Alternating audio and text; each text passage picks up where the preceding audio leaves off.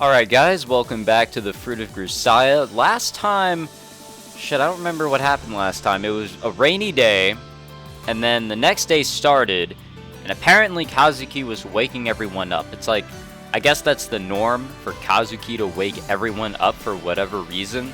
And I kind of stopped the recording last time, probably in the middle of the explanation of that reasoning, or whatever. But I had to stop the recording last time. Something came up. So I'm sorry, but hopefully we can jump back in here and no issues. Hopefully, I don't know.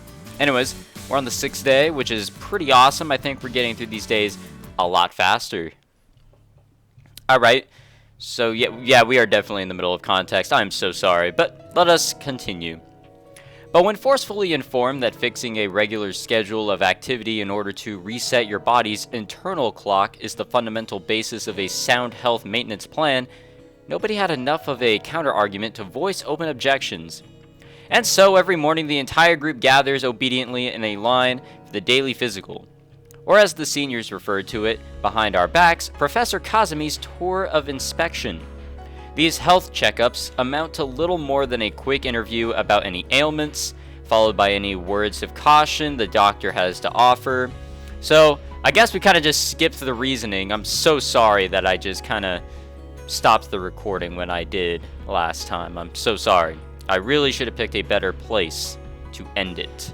That's why we usually go over like 30 minutes, or I sometimes even end it under 30 minutes, because I don't want to end it in the middle of context. I really don't. I want to end it on a nice end to a chapter or something like that. But considering our isolation and general cluelessness, Kazuki's extensive knowledge has become something of a reassuring guidepost for many. So this daily advice is fairly well received for the most part. As the comparison to an imperious doctor sweeping around their hospital might suggest, Kazuki has a retinue on these rounds. I tag along beside her from one patient to the next, taking notes in the memo pad we'd devoted to medical records. The summary I jot down at the end of the page doesn't change much from day to day. No major problems given the circumstances. To rephrase, everyone's suffering from varying degrees of malnutrition, but they're not about to kneel over and die today or tomorrow.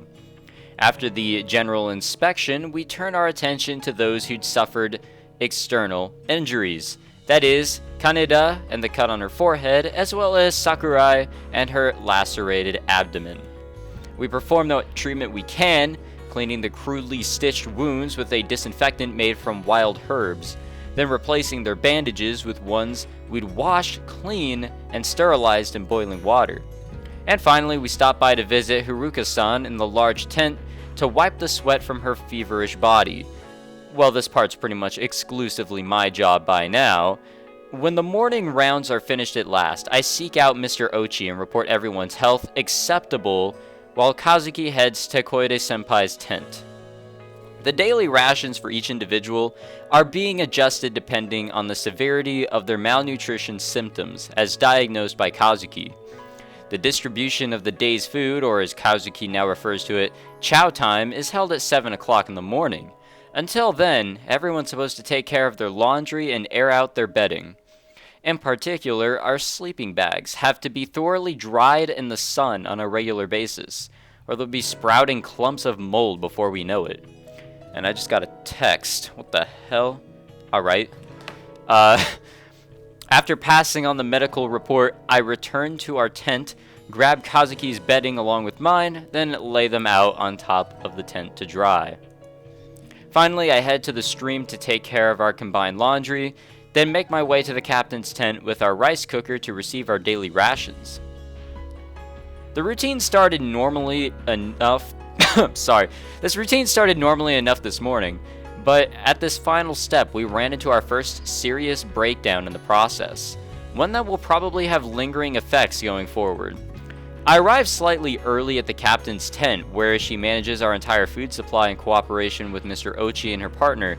Koide was waiting inside as usual, but today her face was ghastly pale.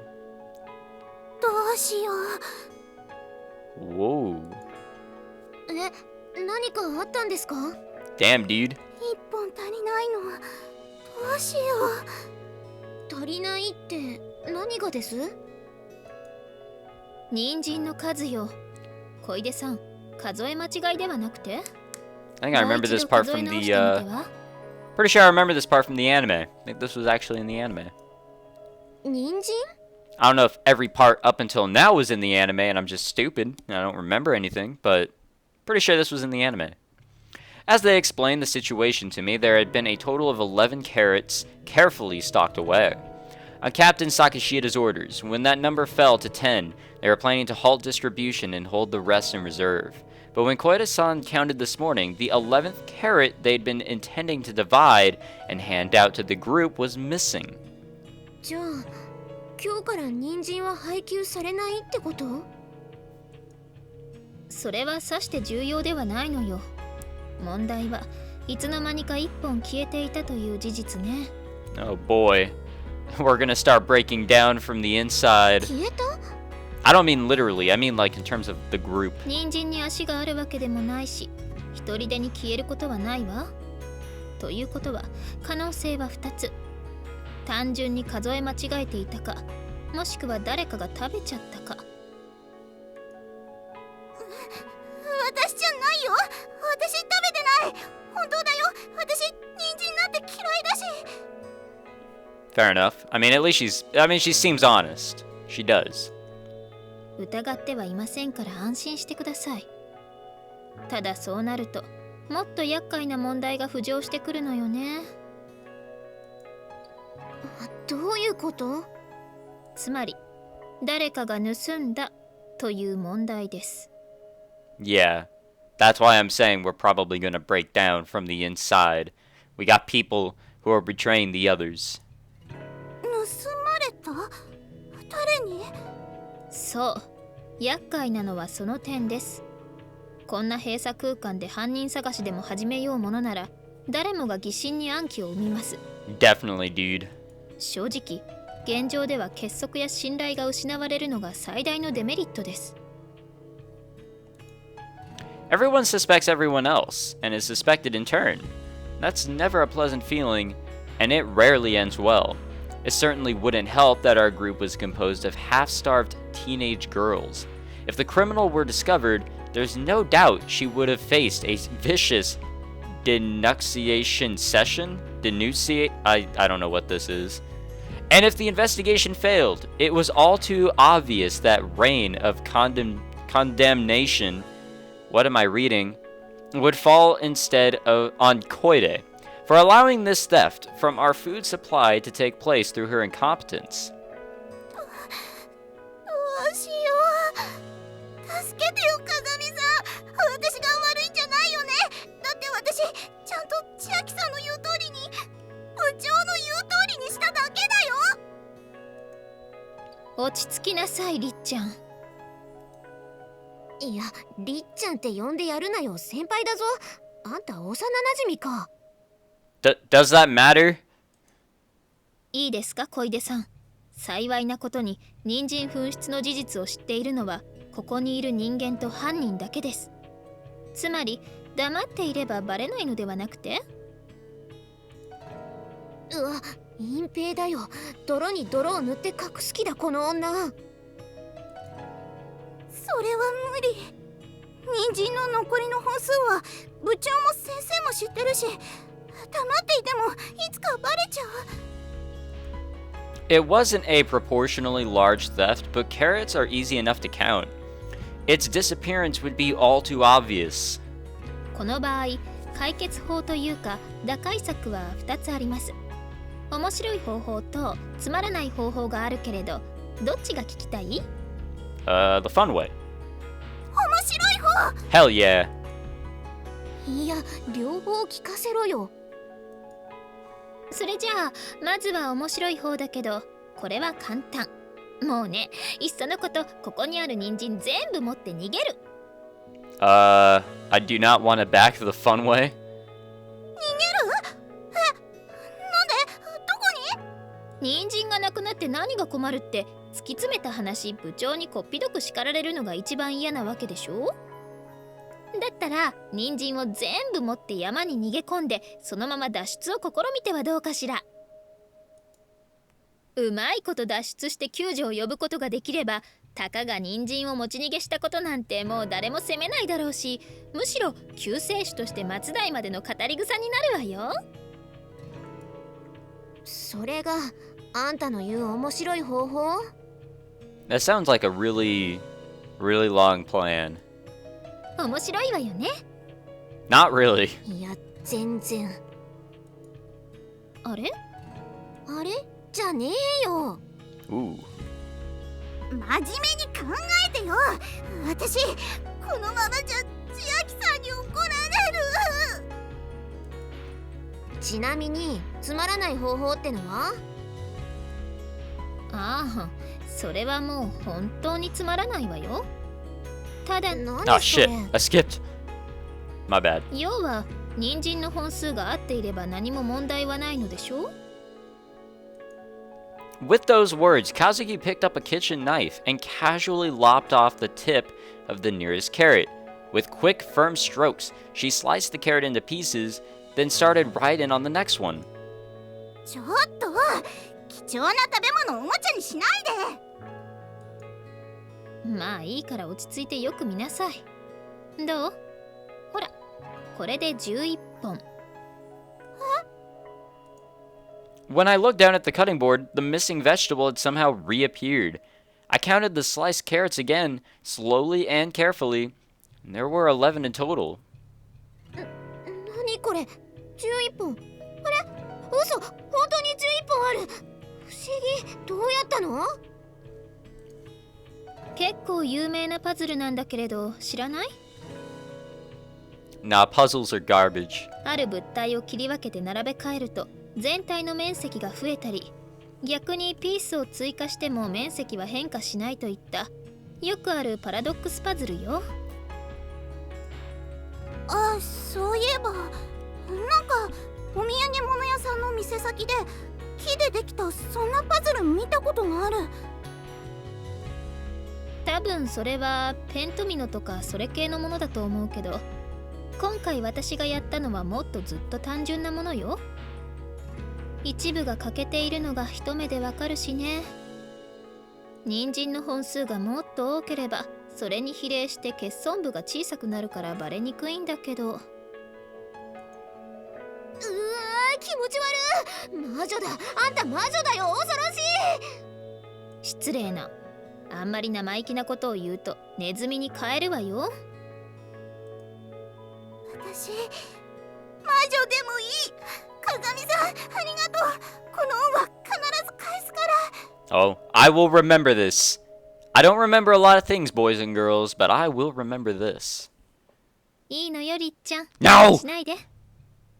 Damn it. Okay, I guess forget that. だからりっちゃん呼ぶなって。先輩だっつってんだろ。Was Koda Senpai aware exactly who she just put herself in debt to? Even so, Kazuki said not to worry about it, so maybe a trick like that doesn't even register as a favor for her.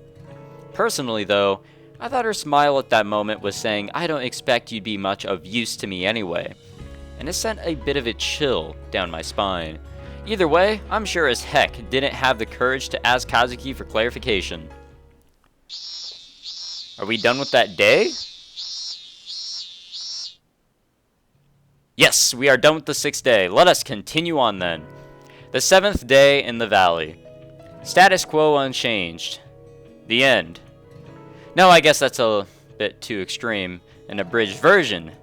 We'd now spent a solid week shipwrecked. Naturally, no one was running around like chickens with their head cut off anymore. Our lives had taken on the repetitive quality of a long-running television show that's decayed into a pale imitation of its former self. The kind you keep watching every week out of sheer inertia.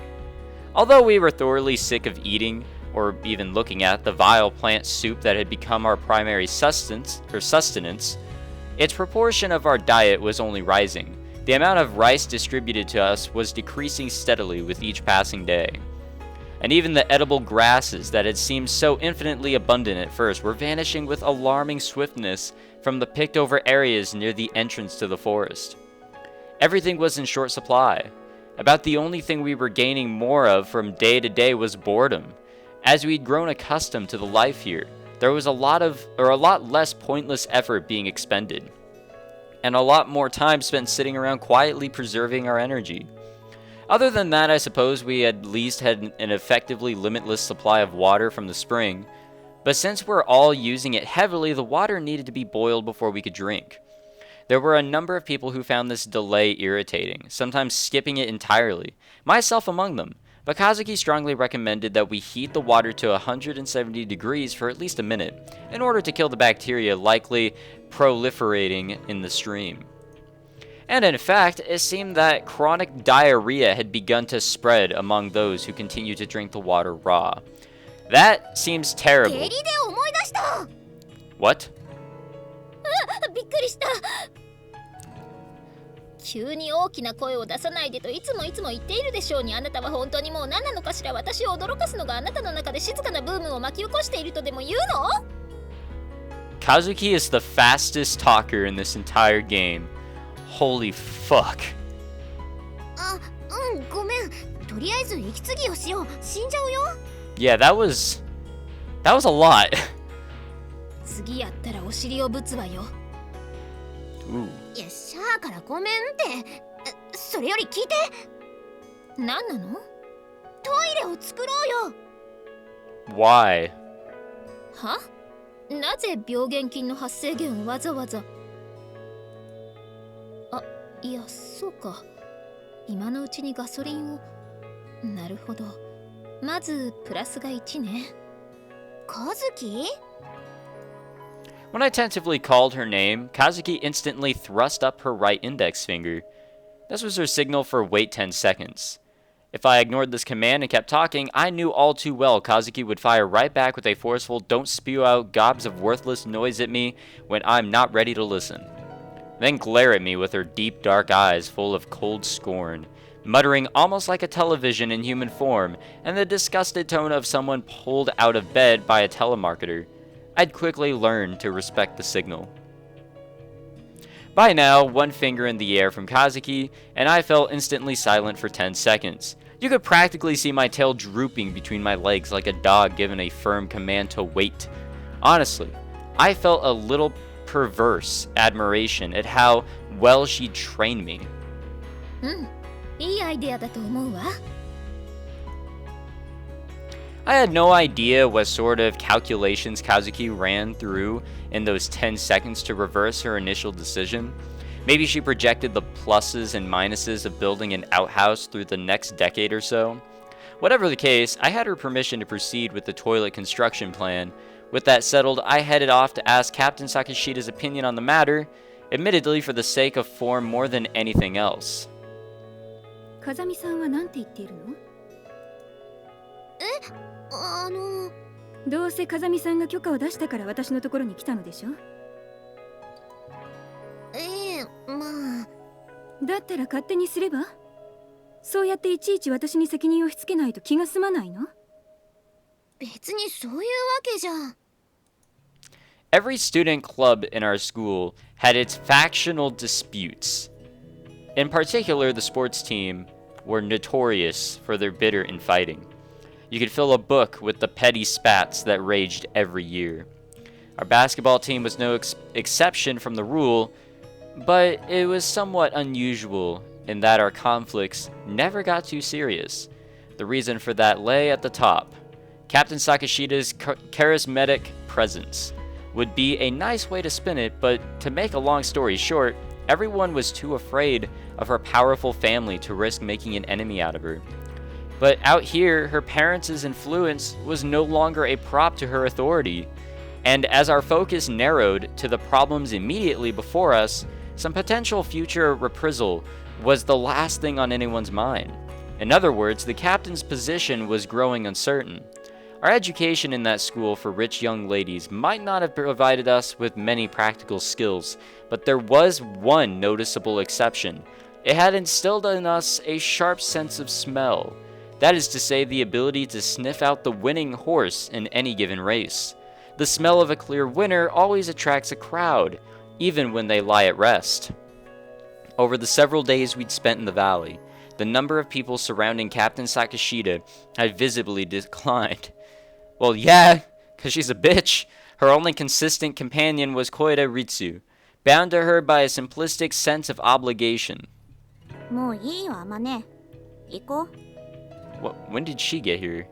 As I stood stock, still in front of the captain, trying to find some response to her words, my fellow freshman Ibuki Haruna pulled me away by the hand.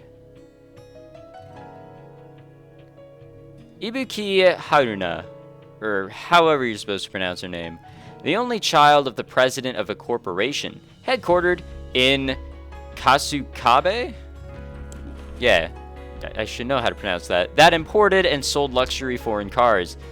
In Kazuki's opinion, decidedly insolent despite her total ignorance of the ways of the world, listless and lazy to boot, an exemplary child to the modern era. And in the opinion of her dorm roommate Sakuma, a total coward at heart, despite constantly acting tough. And she doesn't even realize everyone knows it. だいたいさ、あまねはいい子すぎなんだよ。善人なんて損するだけだって。そう言われてもな。 Personally, the idea of gaining personal profit at the expense of being despised by others never really appealed to me. My mom always raised me to not be a nuisance to others, live your life so as you earn folks' gratitude, not their scorn. Alright? うちはほら、会社の輸入とかやっているでしょ。もうね、びっくりするよ。特にイタリア人。仕事に対する考え方が日本人とは全然違うの。注文した車と届いた車の色が違うなんてのはもう普通だし、クレームの電話を入れれば担当者は今午睡の時間ですって。昼寝してるから電話に出られないってどう？時間をずらして何度も電話してやっと担当者が捕まったかと思えば、こちらはちゃんと注文通りの色の車を送ったって何の臆面もなく言うのよ。 No, I'm not following, to be honest. そんなはずはない。実際に届いたのは違う色の車だって言えば、じゃあ輸送中に誰かが色を塗り替えたんだ。とにかくうちのミスじゃないって、そんなバカな話ってある？それで結局泣き寝入りしてしまうのが善人なのよ。結局のところ、善人なんてのは弱者を耳障りよくしただけのことよ。それも極端だと思うけどな。 Yeah, like I said, I'm not able to follow. Feels like it's a totally different thing here. Nice person equals weakling. Trapped in the bottom of a gloomy ravine, we were all struggling to stay alive from day to day. Act like a soft-hearted good girl in such a harsh situation, and you'd only be taken advantage of. It was an extreme argument, even an amoral one. But I couldn't deny there was a kernel of truth buried underneath the bitterness.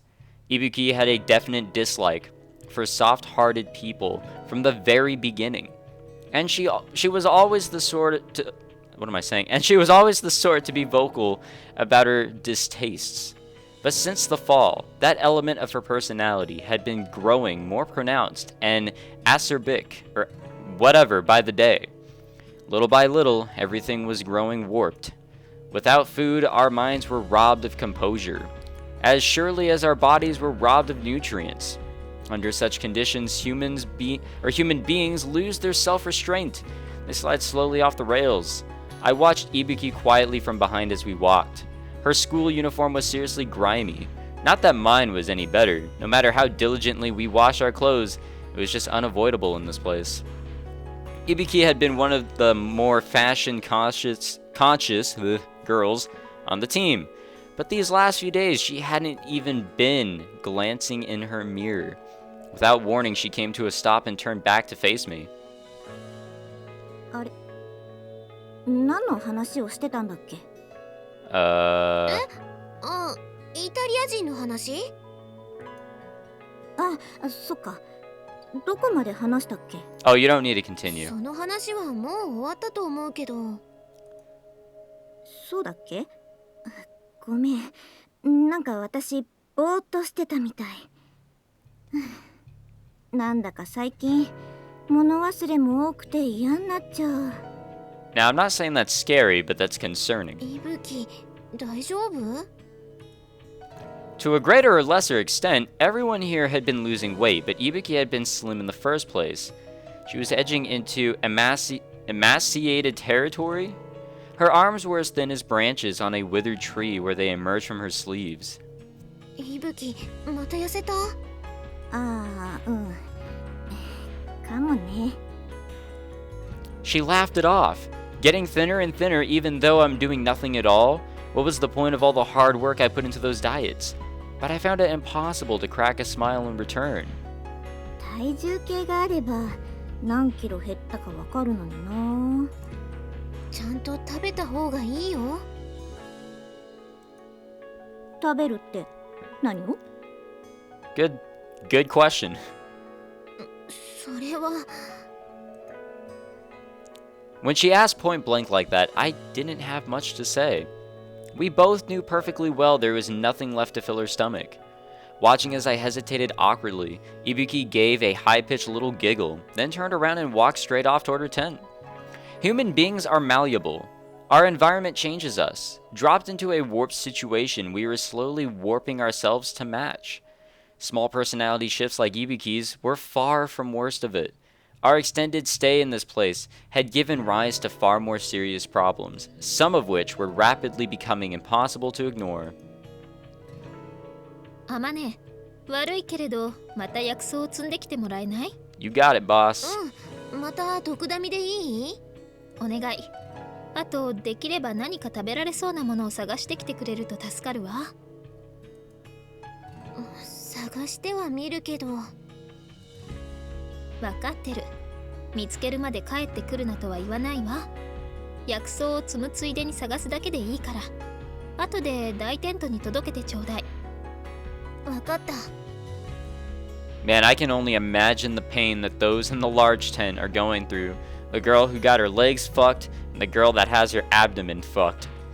The large tent, in other words, our little camp's sad excuse for a hospital, Kazuki was visiting it several times a day, conversing with and treating the wounded.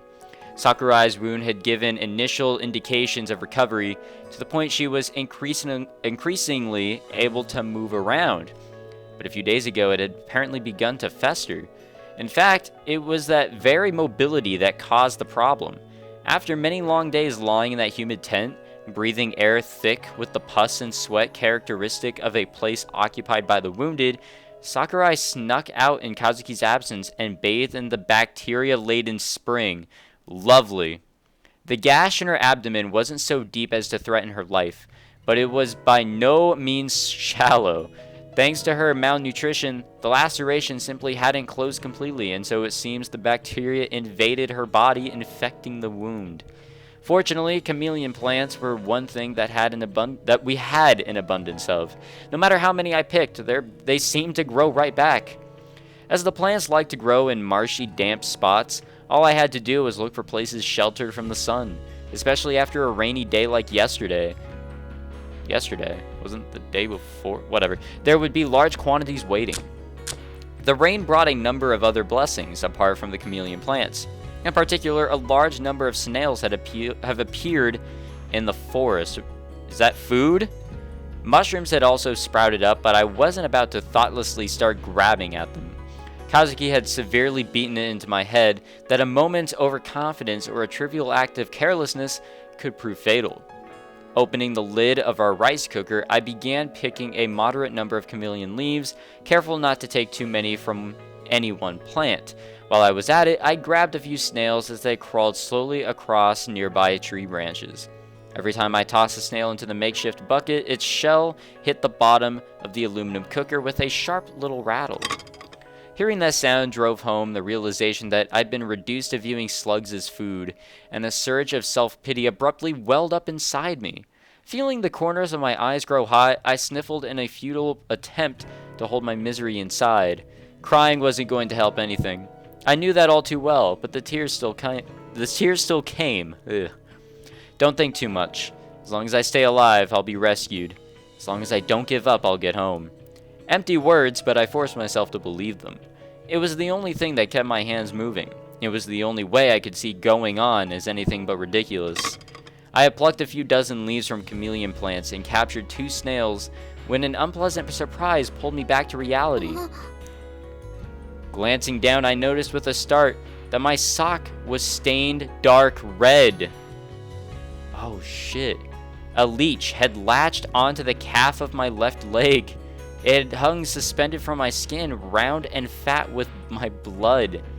It seems snails weren't the only slimy invertebrates that had multiplied in the wake of the torrential rain. Normally, I would have shrieked at the sight of the vile little creature, probably collapsed to my knees weeping hysterically. Instead, I grabbed the leech firmly, peeled it off my leg, and tossed it into the trees with a detached mechanical calm that surprised myself. After removing the teeth still stuck in my leg, I carefully squeezed at the wound to wring out the leech's poison. Apparently it's called Hirudin? But now that I looked, there was a numb, bleeding bite on my right leg as well. The leech had apparently already drank its fill, as it was nowhere to be found. For some reason, the collar of my uniform felt oddly tingly against my skin. My heart thudding with cold dread, I slowly, tentatively brought my hand towards the back of my neck. My fingers brushed against a fat, slimy body, and this time, I screamed. Damn, dude. I would scream too. That shit's scary. Ripping the leech off my neck, I hurled it against the ground and rained a furious series of kicks down on it, but the thing just didn't want to die. As I ground the writhing leech into the mud with my heel, my own blood gushed out in little spurts from its smashed body. I was seized by such an intense, dizzying spasm of sheer loathing that I thought I might pass out on the spot. I couldn't take this anymore. I just couldn't. Lukewarm blood trickled endlessly down the back of my neck. I pressed my hand against the wound, but it just wouldn't stop. This trip was over. Just as I decided to head back, I casually glanced up at the sound of a slight rustling from above, and in the instant a number of leeches came raining down from the overlapping tree branches overhead, aiming for me. What the fuck? Clutching the mess kit tightly to my chest, I ran stumbling out of the forest as fast as my legs would carry me. Listen very carefully, city dwellers. I'm willing to bet some of y'all have been known to say things like, I love nature, being out in the green heals my soul, or whatever, yes? Well, if you ever find yourself in need of a broken nose, try repeating it when I'm in the room. Those tidy little trails you hike down, with their trimmed trees and color-coded maps and porta-potties and rest stations, that's an artificial playground for human beings. In that moment, watching the unceasing trickle of blood seeping into my uniform, I came to hate nature from the bottom of my heart. いい加減にしなさい。こんな食事でも食べられない子もいるのよ。 Oh, I'm sure whatever's about to happen next is great, but we're going to stop it there. We're in the middle of the 7th day. Lots of interesting shit going on, but we'll leave it there. So thank you very much for watching. If you enjoyed this episode of the Fruit of Grisaia, make sure you leave a like, subscribe for more, and I'll see you guys next time. Take it easy.